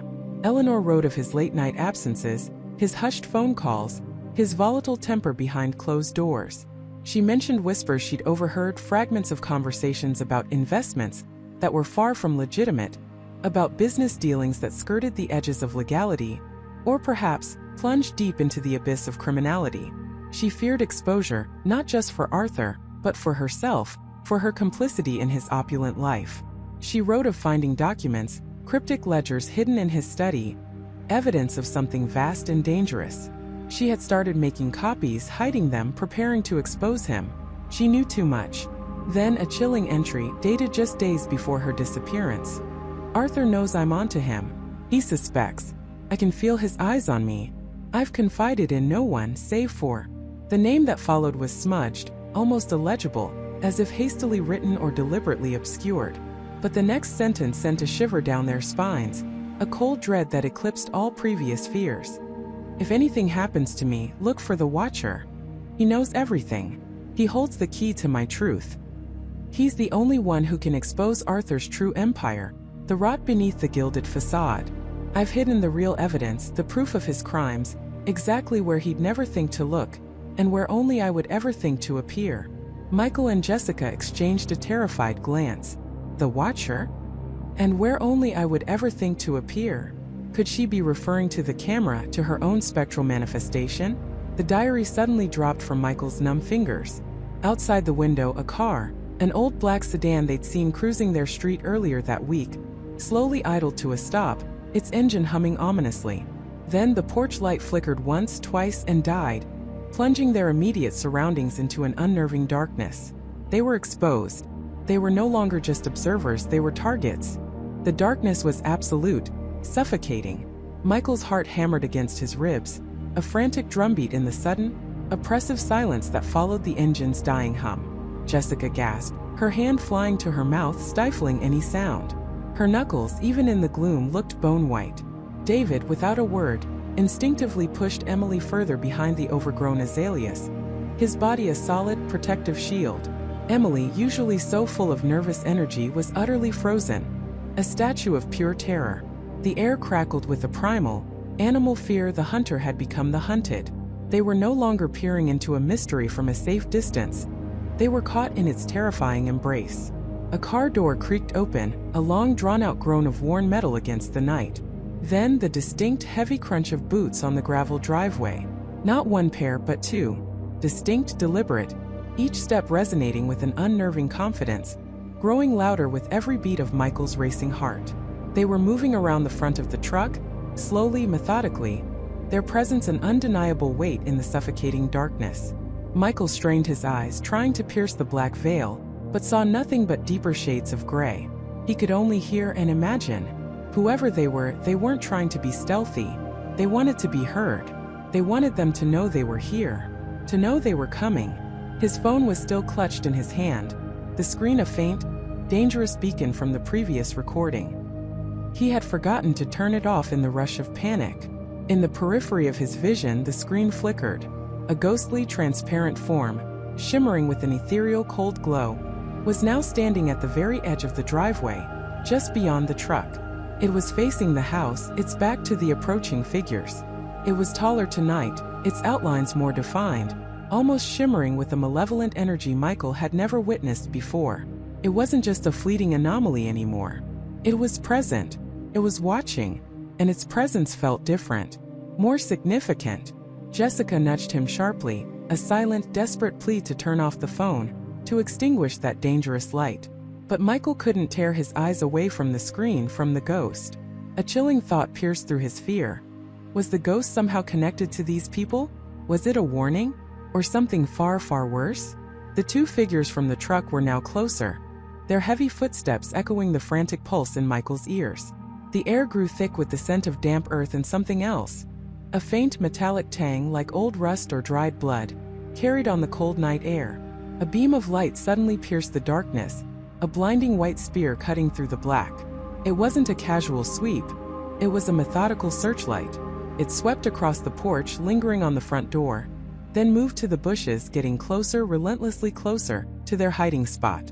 Michael squeezed his eyes shut, his heart threatening to burst through his chest. He felt the intense heat of the beam on his face for a split second before it moved on, leaving behind shimmering afterimages in his vision. His phone screen, still on, was now a window into a horrifying reality. The ghostly figure was still there, but now, as the flashlight beam from one of the approaching figures swept past it, the ghost seemed to react. It didn't move physically, but its ethereal form pulsed, intensified, as if feeding on the light or perhaps the fear it generated. And then, as the beam passed, for a split second, Michael saw something else on his screen. Something that made his breath catch in his throat, a cold dread seeping into his bones. As the blinding beam momentarily illuminated the face of the first man, a burly figure with a low-slung baseball cap pulled down over his eyes, Michael's phone screen glitched. For a fraction of a second, the familiar shimmering ghost vanished, replaced by a dark, shadowy silhouette that seemed to mirror the man's form, standing directly behind him. It was more substantial, more human-like than the usual ethereal wisps they'd been chasing. It wasn't transparent. It was a void, a hungry emptiness that seemed to devour the light. Then, just as quickly, it was gone, replaced by the familiar ghost, now standing further down the driveway. Its previous ethereal glow returned, yet somehow more intense, more menacing. It was gone before he could truly register it, but the implication was chilling, utterly terrifying. The ghost wasn't alone. Or perhaps the ghost was a part of something else, something far more tangible and threatening, an extension of these very real, very dangerous men. The footsteps stopped, right in front of Michael's house. The silence that followed was even more terrifying than the sounds of their approach. It hung heavy, pregnant with unspoken threats. A low, guttural voice broke the stillness, rough and gravelly, cutting through the night like a rusty blade. "We know you're in there. Come out." It wasn't a question. It was a command. A shiver ran down Michael's spine, colder than any late autumn breeze. They weren't just looking for something, they were looking for them. For Michael, Jessica, David, and Emily. Jessica whimpered softly beside him, a tiny, fragile sound that broke Michael's heart. David tightened his grip on Emily, his knuckles white, his body tense, ready to spring into action, though against what Michael couldn't imagine. They were trapped. The ghost on Michael's phone screen remained, a silent, otherworldly observer, its shimmering form a stark, horrifying contrast to the very real, very dangerous men now standing on their property. Was it a warning? Or was it something far more sinister? An accomplice to the darkness that had just descended upon their quiet suburban street? The flashlight beam swung back, slower this time, methodically searching every shadow, every hiding place. It was no longer a casual sweep, it was a deliberate hunt. Michael could hear the faint rustle of leaves as it passed over the bushes just to their left. He could feel the warmth of its light on his cheek, then on his shoulder. His breath hitched. It was only a matter of seconds before it found them. They had to move. But where? And how? Every exit felt blocked, every path fraught with danger. The ghost, a phenomenon they had sought to understand, was now a terrifying backdrop to a very human, very immediate threat. The beam of light paused. It hovered, directly on the azalea bushes, just inches from where Emily's small, trembling hand rested on the damp earth, barely obscured by a cluster of wilting leaves. Michael's blood ran cold. He felt the sudden, intense heat of the beam on his back, a burning spotlight that seemed to sear through his clothes, exposing every fiber of his being. His lungs seized up, refusing to draw air. He could feel Jessica's rapid, shallow breaths beside him, David's rigid posture, Emily's silent, absolute terror. They were found. The rough voice spoke again, closer this time, laced with a chilling certainty that made Michael's stomach clench. "I see you." The words were not a question, not an accusation, but a simple, terrifying statement of fact. It carried the weight of a predator confirming its prey. A wave of pure, unadulterated panic washed over Michael. His mind screamed, "Run!" but his body refused to obey, rooted to the spot by sheer terror. Every muscle in his body was coiled tight, but utterly useless. He could hear David's sharp intake of breath, a silent signal of impending action. Jessica let out a tiny, choked sob, burying her face against Michael's arm. Emily, pressed against David, was utterly silent, her fear so profound it had stolen her voice. On his phone screen, still clutched in his trembling hand, the ghost shimmered, its ethereal form pulsing with an almost frantic energy. It was no longer just an observer. It felt like a silent, desperate scream. Was it trying to warn them? Or was it a manifestation of the very terror they were now experiencing? The shadowy, human-like silhouette that had briefly appeared behind the man with the flashlight flashed in Michael's mind. A horrifying premonition. These men weren't just common criminals. They were connected to this darkness, to this thing that haunted his camera. The flashlight beam intensified, narrowing its focus directly onto their hiding spot. Michael could see the individual leaves of the azalea bush, illuminated with stark, unforgiving clarity. He could even make out a tiny spiderweb glistening with dew. Every detail was magnified, every shadow stripped away. He was utterly exposed. Suddenly David moved. With an animalistic growl, he pushed Emily further down, out of the direct line of sight, and then with a surge of desperate strength, he lunged not away but towards the light, towards the man. It was a desperate, unthinking act of self-preservation, a shield for the others. "David, no," Michael gasped, his voice a strangled whisper. But it was too late. A second figure, previously unseen, materialized from the deeper shadows near the truck, moving with surprising speed. This one was leaner, quicker. As David launched himself, the second man swung something heavy and dark, a blunt object in a wide, vicious arc. There was a sickening thud, a sound that echoed the crushing finality of a door slamming shut on hope. David crumpled instantly, a heavy sack falling to the ground, his protective growl cut short, replaced by a soft, guttural groan of pain. The blunt object clattered against the gravel. Michael watched in horror, paralyzed. His friend, his brave, protective friend, was down. Just like that. The man with the flashlight stepped forward, his face now partially visible in the harsh beam.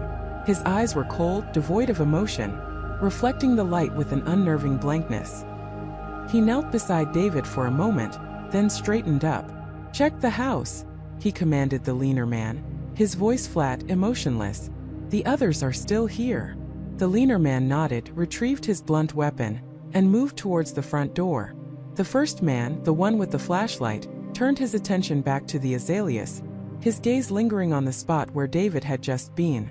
He knew they were still there. And with David incapacitated, they had no protection, no plan.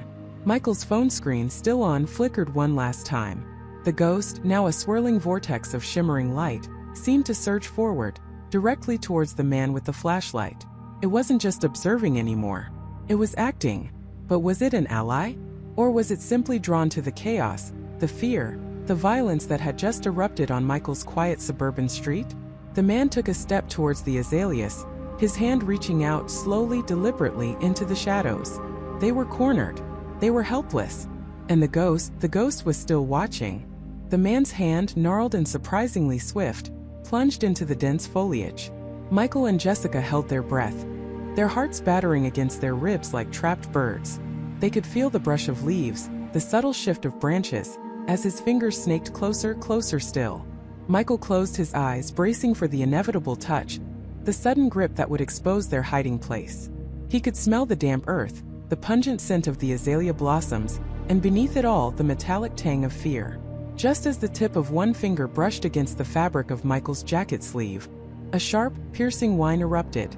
It wasn't a human sound, nor an animal's cry. It was a high-frequency electronic screech, like a feedback loop gone rogue, amplified to an unbearable pitch. The sound seemed to emanate directly from the man's wrist. He recoiled instantly, his hand jerking back from the azaleas as if scalded. His eyes, wide with surprise and something akin to irritation, darted to a small, sleek device strapped to his forearm. A specialized smartwatch, perhaps, or some kind of tactical display. It was flickering wildly, a chaotic mosaic of static and distorted light. In that split second of the man's distraction, Michael saw his chance. Adrenaline surged, overriding every instinct to stay still and hidden. He shot a quick, desperate glance at Jessica, a silent command in his eyes. Then, with a guttural cry he didn't know he possessed, he exploded from the bushes. His momentum carried him forward, a desperate, uncoordinated tackle that slammed into the man's chest. The impact was jarring, a primal collision of flesh and bone. The man grunted, a surprised exhalation, and stumbled backward, losing his footing on the uneven ground. Michael, propelled by sheer terror and the desperate need to protect Jessica, clung on, grappling for purchase. They went down in a heap, rolling through the grass, a tangle of limbs and flailing fists. The man was surprisingly strong, his movements efficient despite the surprise. He twisted, trying to throw Michael off, his elbow catching Michael's jaw with a sickening thud. Stars exploded behind Michael's eyes, but he held on, a desperate, gasping animal. Jessica, momentarily stunned by the sudden eruption of violence, scrambled out of the azaleas. Her eyes darted wildly, searching for anything she could use. A discarded garden gnome, a loose brick, even a sturdy branch. Her hands closed around a small, ornate bird bath, but it was far too heavy. She felt a surge of helplessness, then a fierce determination. She lunged forward, grabbing at the man's leg, trying to pull him off Michael. The man roared, a sound of pure frustration and rage. He kicked out, catching Jessica's arm, sending her sprawling. But her momentary distraction had given Michael a sliver of an advantage. He managed to pin one of the man's arms, twisting it back. As he did, something clattered from the man's pocket, skittering across the lawn. It was a small high-tech camera, unlike any Michael had ever seen. Its lens was wide and dark, and it had several blinking indicator lights that glowed an unsettling shade of violet. The man, seeing his device, let out another frustrated yell. He wasn't just a common intruder. He was after something specific, and that camera seemed to be crucial. He bucked, throwing Michael off with a sudden, powerful surge of strength. Michael landed hard, his head hitting the ground with a dull crack, his vision blurring. As Michael tried to push himself up, shaking his head to clear the fog, he saw the man scramble to retrieve the fallen camera. But before he could grab it, the device on his wrist, the one that had shrieked earlier, flared again. This time it wasn't static.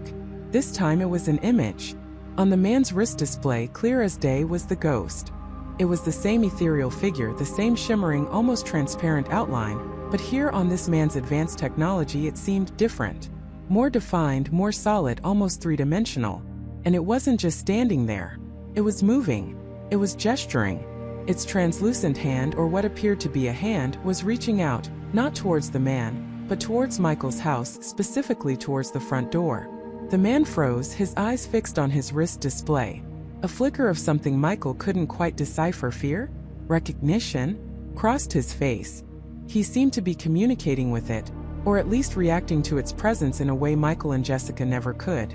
He wasn't just seeing it on a screen, He was interacting with it, as if the ghost was speaking directly to him. You saw it," Jessica whispered, her voice trembling as she finally managed to get to her feet, her eyes wide with a mixture of terror and dawning comprehension. She had seen the ghost on the man's wrist display too. The man ignored them, his focus entirely on the spectral image. He muttered something under his breath, a string of words Michael couldn't quite catch, but they sounded urgent, almost pleading. He took a step towards the house, his hand now free, reaching out as if to grasp the air where the ghost seemed to be pointing. This wasn't just a ghost that only appeared on camera. This was something far more intricate, far more dangerous. This man wasn't just a random thief. He was somehow involved with the anomaly itself. He understood it. He was tracking it. And perhaps the ghost was tracking him. "Run!" Michael yelled, his voice hoarse, pushing himself up despite the throbbing pain in his head. He grabbed Jessica's arm. This was their chance. The man was completely engrossed, caught in a silent, terrifying communion with the spectral figure on his screen. They didn't hesitate.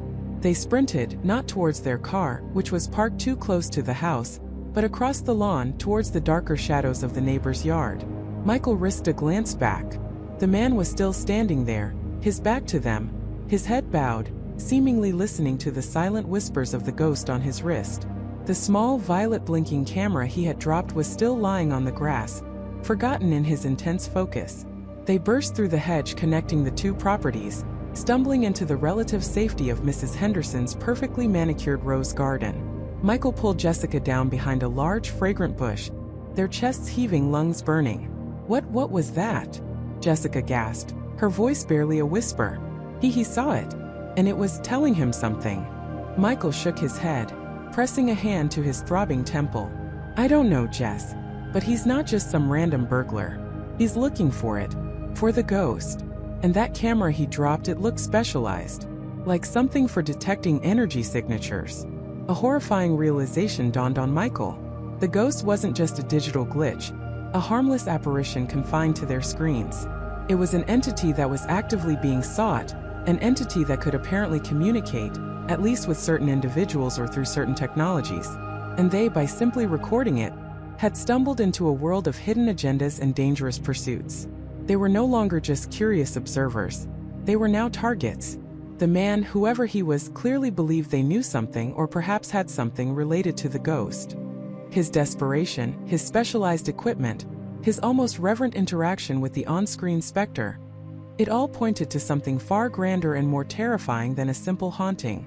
They were in over their heads, deeply, irrevocably in over their heads. The quiet suburban street, the comfortable illusion of safety, had shattered. They had seen the ghost, and now the ghost had led a hunter to their door.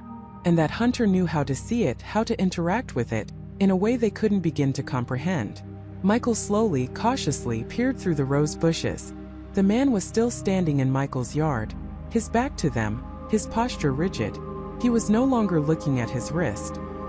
He had picked up the camera he dropped, and was now holding it up, slowly scanning the house, then the yard, as if searching for an invisible beacon.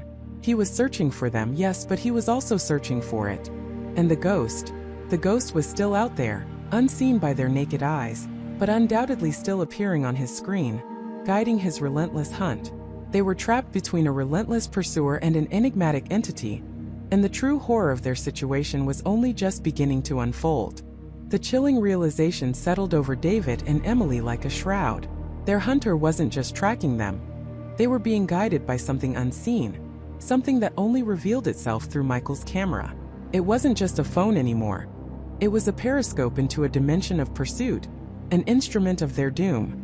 They were running from a ghost and a man, and the ghost was the man's eyes. Panic threatened to overwhelm Emily, but David's grip on her hand was firm, grounding. "We need to think," he whispered, his voice tight with desperation. "He can see us, but only through the phone."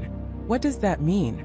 They were in the labyrinthine corridors of the old industrial park, a place Michael had always found fascinating for its urban decay and forgotten stories. Now it was a death trap. Every shadow seemed to hold the spectral guide. Every distant clang echoed with the approach of their relentless pursuer. "It means he knows exactly where we are," Emily breathed, her eyes darting around. "He knows our path, our hiding spots. He's not guessing. But what is it showing him?" David pressed, a flicker of something beyond fear in his eyes. Curiosity perhaps, or the desperate need to understand the rules of this twisted game. Is it just a marker? Or is it telling him something specific? They pressed themselves against a cold concrete wall, the smell of damp earth and rust filling their nostrils. Faintly from a distance, they heard the telltale crunch of gravel underfoot, growing steadily louder. He was close. Too close. "We can't outrun a ghost," Emily said, the words heavy with resignation. "We can't fight something we can't see." "We have to try," David countered, his mind racing. What if we use the environment? What if we try to break the signal, or obscure the view?" They knew it was a long shot. The entity, whatever it was, wasn't a radio wave. It was a visual phenomenon tied to Michael's camera. But desperation breeds a logical hope. They scrambled deeper into the abandoned complex, seeking out areas with dense structural interference, hoping the sheer amount of metal and concrete might somehow disrupt the camera's unique perception. They ducked into a cavernous, dark room, its ceiling crisscrossed with thick pipes and ventilation shafts. It was a place of echoes where a whisper could sound like a shout. The crunching of gravel stopped. A chilling silence descended. He was waiting, listening, and undoubtedly still watching through that cursed screen. David pulled out his own phone, its screen a useless, mocking rectangle in the darkness. "If we could just see what he sees," he muttered, his mind working furiously. "If we could understand how this thing works." Emily's eyes widened. The phone. Michael's phone. It's the only link. It's not just a tracking device, David. It's the key. The idea struck them simultaneously. The entity only appeared on that camera. What if getting the phone wasn't just about stopping the pursuer, but about understanding the entity itself? What if the entity was trying to communicate? Or more terrifyingly, what if it was trapped within the device, desperate to be seen, to be acknowledged? "We need to get that phone," David declared, his voice firm despite the tremor in his hands. "It's the only way we stand a chance." But how? Their pursuer was armed, methodical, and guided by an unseen force. They were cornered, exhausted, and running on pure adrenaline. A faint, almost imperceptible click echoed from somewhere close by. The sound of a camera activating. He was looking for them, and the ghost was showing him the way. They moved stealthily, trying to use the dense machinery and fallen debris as cover. David realized something crucial. If the entity was a visual phenomenon, it adhered to the laws of perspective. Could be obscured, could be hidden. If they could get out of its line of sight relative to the camera, perhaps they could gain a momentary advantage. They tried to remain in the deepest shadows, behind thick concrete pillars, moving from one point of cover to another, like mice navigating a predator's gaze. But every time they thought they were safe, a distant scraping sound, a shift in the air, would tell them he was still there, still on their trail. The ghost was relentless, its silent guidance unwavering. Then, Emily noticed something. A faint, almost imperceptible shimmer in the air, just beyond the reach of their vision, but somehow felt. It was like the air itself was vibrating. "David," she whispered, her voice barely audible. "Can you feel that? The air. It's different here." He focused, pushing past his fear, and felt it too. A cold spot, a localized pressure, a sense of something present. It wasn't just the ghost appearing on camera. It was a physical manifestation, however subtle, of its proximity. It was like a faint echo of its true, invisible form. "It's here," David breathed, a new layer of dread washing over him. "It's not just on the screen. It's with him." This meant their pursuer wasn't just seeing a static image. He was experiencing the entity's presence, feeling its cold touch, its silent direction. It made him even more terrifying. A puppet master with an invisible guide. They found themselves in a narrow corridor, lined with rusted lockers, leading to what looked like an old boiler room. It was a dead end, but also a potential ambush point. If they could lure him into a space where they could predict his movements, they might have a chance to grab the phone. "He'll know," Emily said, reading his thoughts. "The ghost will tell him it's a trap."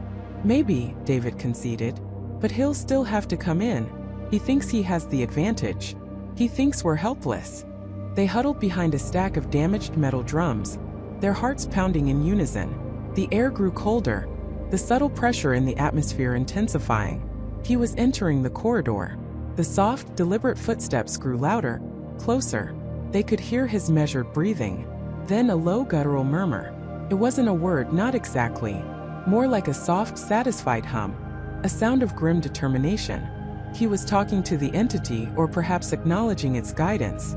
A beam of light sliced through the darkness, sweeping across the lockers. It was the flashlight from Michael's phone, and in its glow for a fleeting second they saw it. Not the full, ghostly figure, but a distortion in the reflection on a polished locker door. A momentary ripple in the light, like heat haze but sharper, more defined. It was right there, just behind their pursuer, a silent, ever-present sentinel. The pursuer moved into their sight, Michael's phone held aloft, its camera facing forward. He was moving slowly, cautiously, but with an unwavering certainty. He knew exactly where they were. "Now!" David yelled, lunging from behind the drums. Emily, startled but quick, followed his lead. They burst out, a blur of motion, aiming for the phone. The pursuer, expecting them, reacted with surprising speed. He spun, bringing the phone up defensively. A struggle ensued, a chaotic ballet of desperation and brute force in the oppressive darkness. David grabbed for the phone, his fingers brushing against the cold metal. The pursuer twisted, his grip like iron. Emily, seeing an opening, kicked out, aiming for his leg. The blow landed, momentarily throwing him off balance. In that instant, David ripped the phone from his grasp. The flashlight beam swung wildly, then hit the floor, illuminating their feet. The pursuer roared, a sound of pure, unadulterated fury, and lunged at David. David scrambled back, clutching Michael's phone. He fumbled with the screen, trying to turn the camera towards his attacker, towards the space behind him where the entity lingered. The pursuer tackled him, sending them both crashing to the ground. The phone flew from David's hand, skidding across the concrete floor, its camera still active, still recording. It landed face up, its screen a beacon in the gloom. And for the first time, not through a reflection, not through a second-hand account, but directly, David and Emily saw it. The entity. It wasn't a misty figure, or a vague silhouette. It was a woman. Her features were clear, sharp, etched in an ethereal blue light. Her eyes, wide and sorrowful, stared out from the screen. She was standing directly behind their attacker, her translucent hands reaching out, not towards them but towards him. Her face was pale, her expression one of profound grief and desperate urgency. But it was what she was doing that sent a fresh wave of terror through them, freezing their blood. Her hands weren't reaching for him in a threatening way. They were reaching into him. Her form, transparent and shimmering, seemed to be merging with his back, her head resting on his shoulder. And as they watched, horrified, the pursuer's face, contorted with rage, seemed to soften, to flicker, to change. A subtle shift in his eyes, a momentary blankness, like a puppet whose strings had been tugged by another. The entity wasn't guiding him. It was controlling him. It was possessing him. And then, as the woman's form seemed to fully coalesce with the pursuer, her face pressed against his back on the screen, her eyes, now visible over his shoulder, locked onto David and Emily. They weren't sorrowful anymore.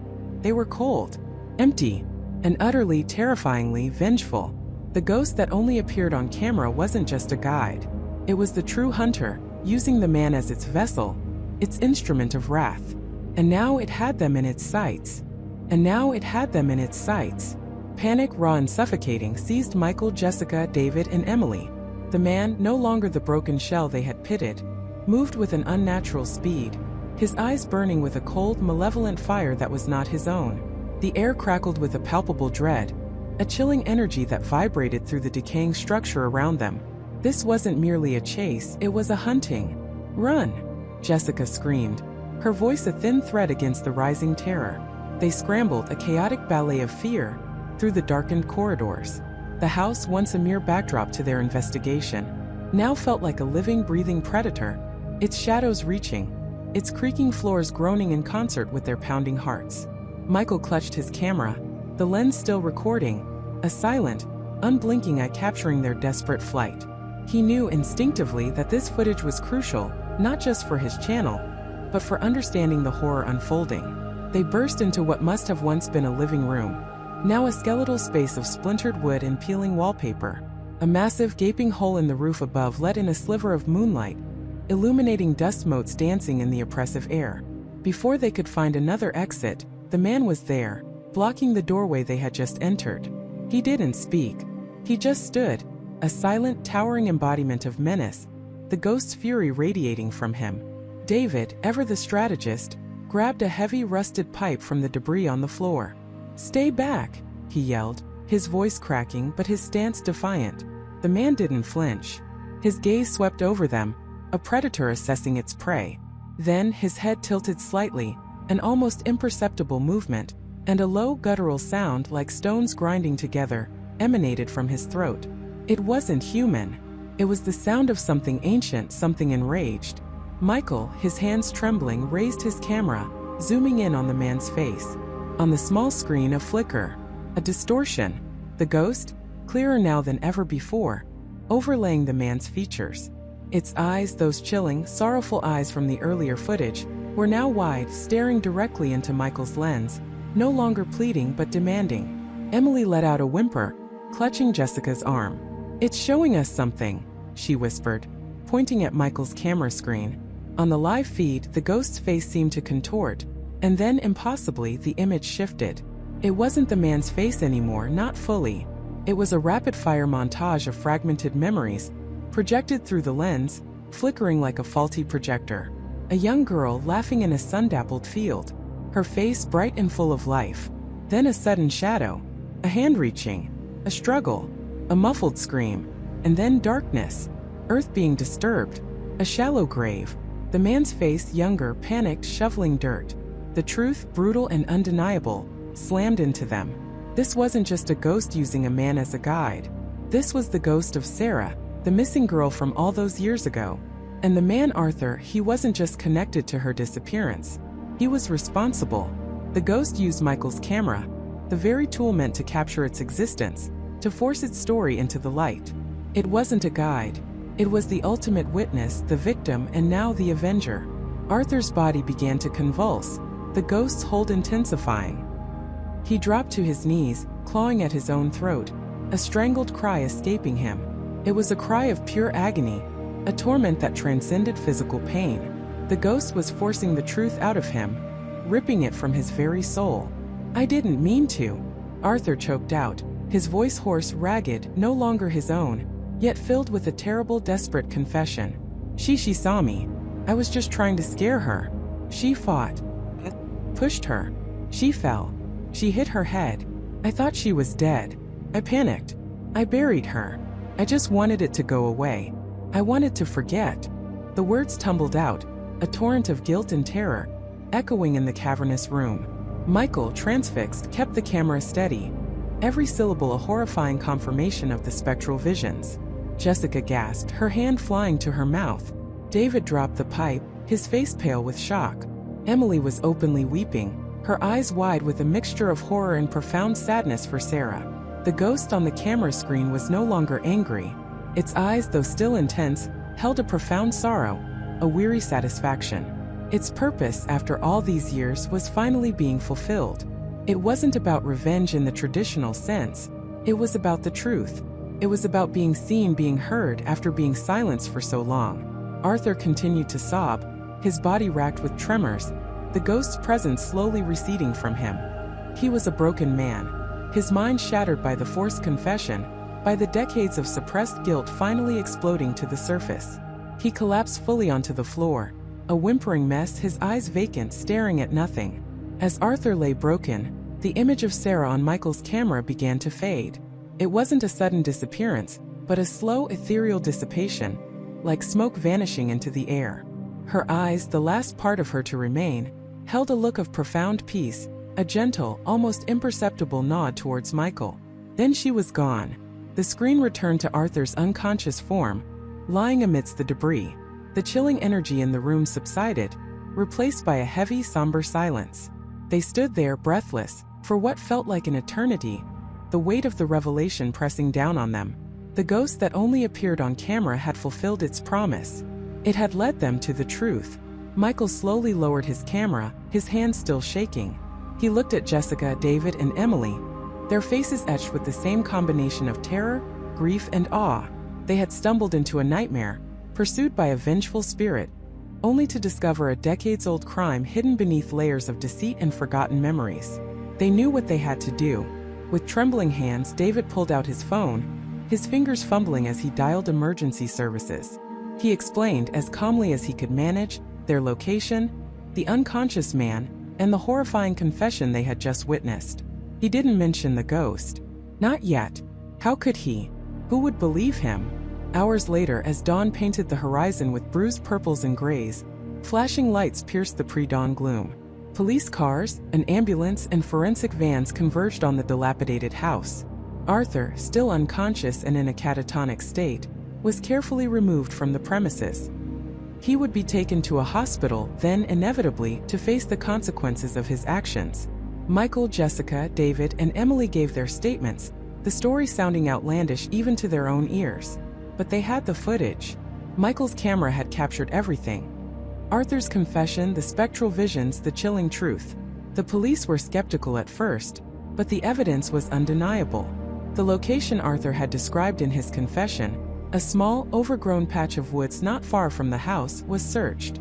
And there, just as Sarah's spectral vision had shown, they found her remains, buried beneath decades of forest growth. A small faded hair clip still clutched in the skeletal fingers. The story exploded. It became a national sensation, not just a true crime solved, but a mystery wrapped in the impossible. The ghost that only appears on camera was no longer just a viral sensation. It was Sarah, a young girl whose voice, silenced so long ago, had finally found its medium in the digital age. She had used the very technology that connected the world to finally connect with justice. Michael's channel, of course, went stratospheric. The footage was analyzed, scrutinized, debated. Skeptics tried to debunk it, but the chilling synchronicity of the confession and the discovery of Sarah's remains was irrefutable. It forced a conversation about the unseen, the unheard, and the persistent echo of tragedy. For Michael, Jessica, David, and Emily, life would never be the same.